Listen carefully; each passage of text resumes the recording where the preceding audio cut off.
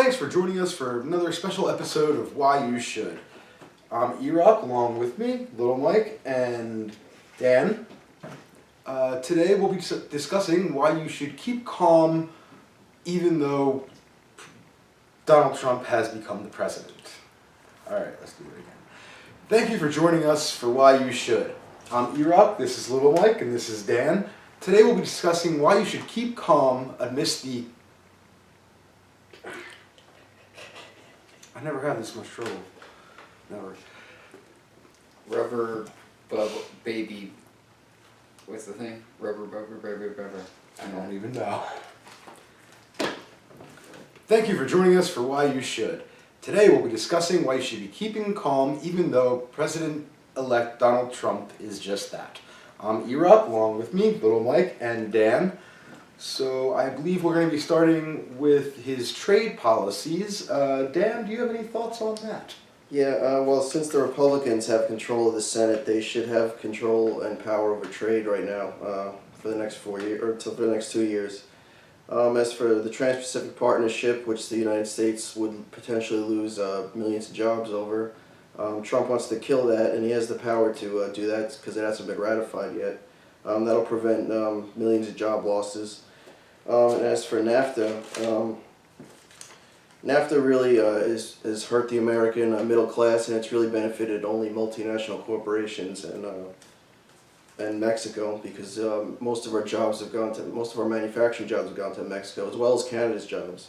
One thing I have written down that I didn't memorize, so I'll read it. The United States lost millions of industrial jobs that pay decent wages and benefits, and multinational corporations corporations in the United States have used the threat of exporting jobs to reduce those wages and benefits, even for unionized factories that remain in the United States and Canada. So basically these corporations are threatening United States middle-class manufacturing workers that if they don't let them, if they demand higher wages, then they're going to send their jobs to Mexico and say, well, we're not going to hire you, we're not going to raise your wages, we're just going to send your jobs to Mexico. So renegotiating that will potentially help that. And both Canada and Mexico have expressed willingness to renegotiate and update NAFTA. Also, 30 to 40% of manufacturing jobs in New England, Ohio, and Pennsylvania are down. Renegotiating will dramatically reduce these losses.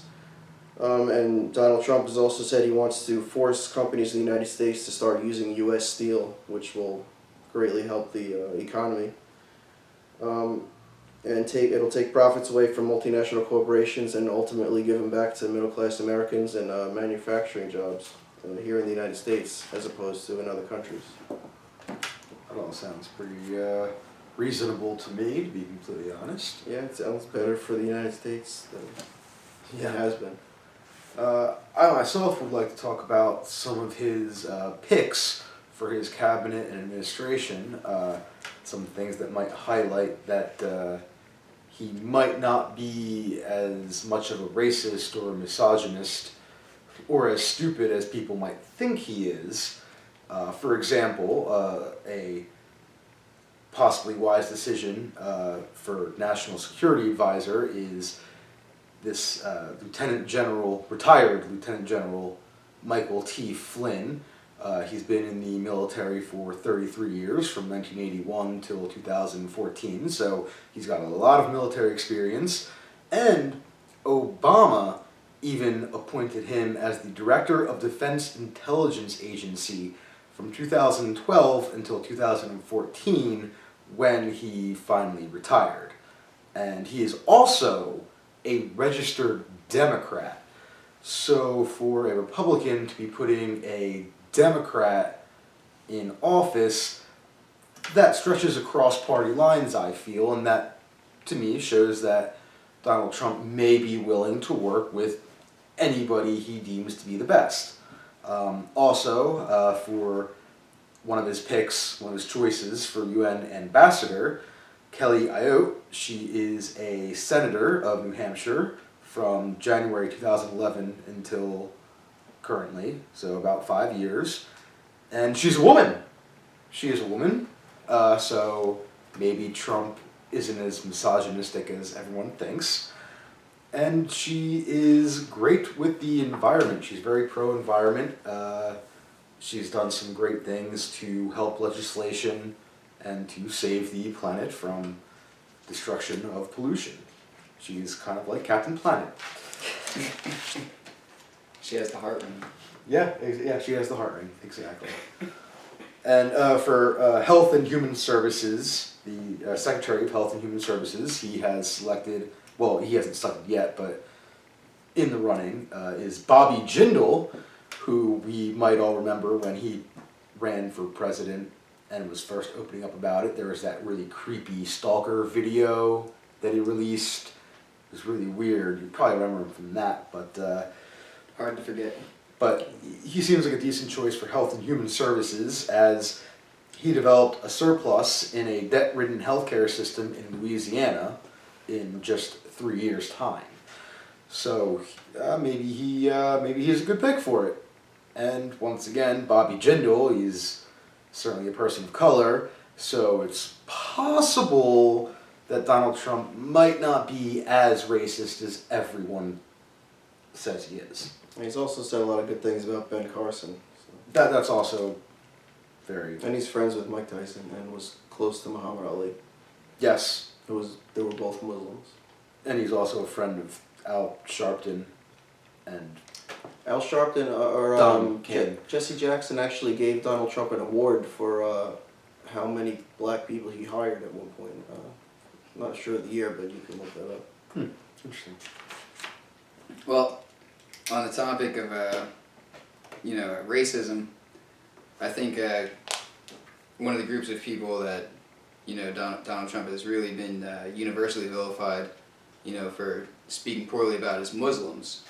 Which would bring us to another one of his possible appointments for Secretary of State, which is the former ambassador to Afghanistan, Iraq, and the United Nations, Zalmay Khalilzad, who's a practicing Sunni Muslim that was born in Afghanistan. Which actually brings me to one of the most important topics about the presidency of Donald Trump. He could possibly save the world. So one of the things that we have to talk about very briefly is what's called the petrodollar system. So all of these OPEC nations, the foreign oil that we rely upon, the reason that we actually rely upon it is because it's sold internationally in dollars. So if other countries want to be able to purchase oil or natural gas or something like that on the international market, then they have to sell us goods for our dollars. And then they purchase the oil from the OPEC nations with the dollars that we gave them. And then the OPEC nations purchase things like arms or military protection for their oil fields from us. So it's a really beautiful cycle where we get goods for extremely low prices. So that's a big part of what the global tensions are actually over right now. Which brings us to how Donald Trump could possibly save the world, because as some of you may have noticed, tensions between China, Russia, and the United States have been rising steadily over this petrodollar system. A lot of sources would like you to think that the Syrian war is primarily over religion and Assad and forms of government, but it's actually about this petrodollar system. And Donald Trump is allegedly a very prudent businessman, a very skilled negotiator, and he's obviously a very skilled salesman because he managed to sell his way into the presidency of the United States of America. So if there's anybody that can manage to negotiate a system that isn't the current energy system internationally, but that we will still manage to come out on top of, it's probably Donald Trump. Because so far we've only gotten war to try and enforce this system, so it might be time to try negotiating.